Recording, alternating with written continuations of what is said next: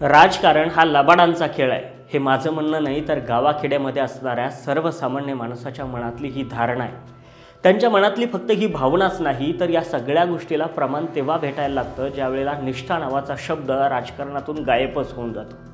कोणता नेता, कोणते साहेब, कोणाच्या प्रती त्यांच्या मनात भावना आहे, त्यांच्या मनात निष्ठा आहे हे त्याच्या कार्यकर्त्याला सुद्धा कळायला तयार होत नाही।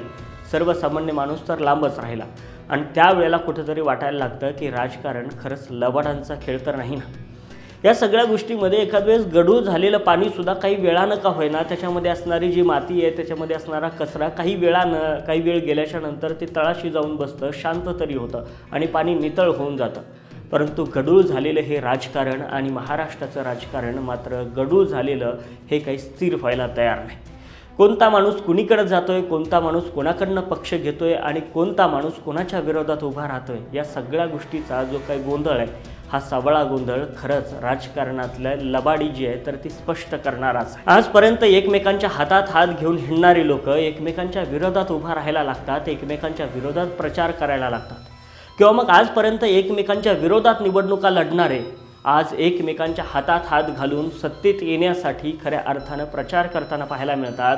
आणि अशी कितीतरी उदाहरणं देऊ शकतो, फक्त मला या व्हिडिओत कुणाचं नाव घ्यायचं नाही। आणि म्हणून या सगळ्या गोष्टी चालू असताना कोण कुणाच्या विरोधात आहे आणि कोण कोणासाठी काम करत आहे, कोणाचं दैवत काय आहे, कोणाची निष्ठा काय, ह्याच गोष्टी कळायला तयार नाही।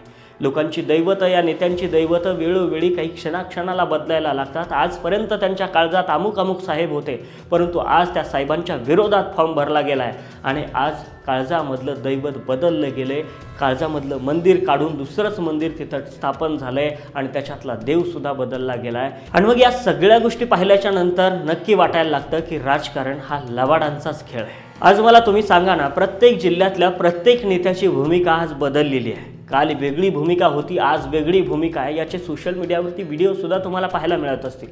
अमुक ताई या म्हणत होत्या, अमुक साहेब कालच वेगळंच काहीतरी बोलत होते, आज वेगळंच काहीतरी बोलायला लागलेत। कालची भूमिका आजची भूमिका याच्यात कुठंच समतोल नाही। कालच्या भूमिकेत काहीतरी वेगळंच चाललं होतं ना आजच्या भूमिकेत काहीतरी वेगळंच आहे। या भूमिका का बदलल्या जातात? आपली मतं का खऱ्या अर्थानं ठामपणे ही लोक ठेवू शकत नाहीत?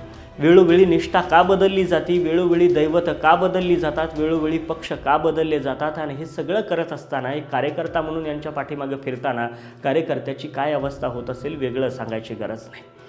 आजपर्यंत साहेब या दैवताला मानत होते, उद्या त्या दैवताला मानायला लागले की मग कार्यकर्ता सुद्धा तिकडं वळायला लागतो, त्याच्या मनातही या सगळ्या गोष्टीचा गोंधळ चालायला लागतो। आणि जातीपातीमध्ये वेगवेगळ्या गोष्टीमध्ये या राजकारणातले ह्या माणसातले एवढे तुकडे माणसांनी करून टाकलेत या की बाबा आमच्या गावाखेड्यातलं वातावरणसुद्धा आज गढूळ झालेलं पाहायला मिळतं। निवडणुका लागल्या ग्रामपंचायतीच्या तर 6 महिने का होईना त्या गावातलं वातावरण दूषित होऊन जातं, काही कळत नाही। आणि या अशा निवडणुकांच्या माध्यमातून जातीपातीचं राजकारण पेटवलं जातं, जात एकमेकांच्या अंगावरती घातली जाते, लोक एकमेकांच्या अंगावरती घातले जातात, आम्ही भांडत बसतो। ही लोक कधीही कोणासाठी, कधीही कोणाच्या हातात हात घालतात, कधी कोणाच्या विरोधात उभं राहतात, आम्हाला लक्षात आलं पाहिजे। कार्यकर्ता म्हणून यांच्या पाठीमागं फिरत असताना किंवा यांच्या विचारधारा खऱ्या अर्थानं स्वतःच्या खांद्यावरती पेलत असताना यांची विचारधारा तेवढी मजबूत आहे का एकदा तपासून पाहिलंच पाहिजे।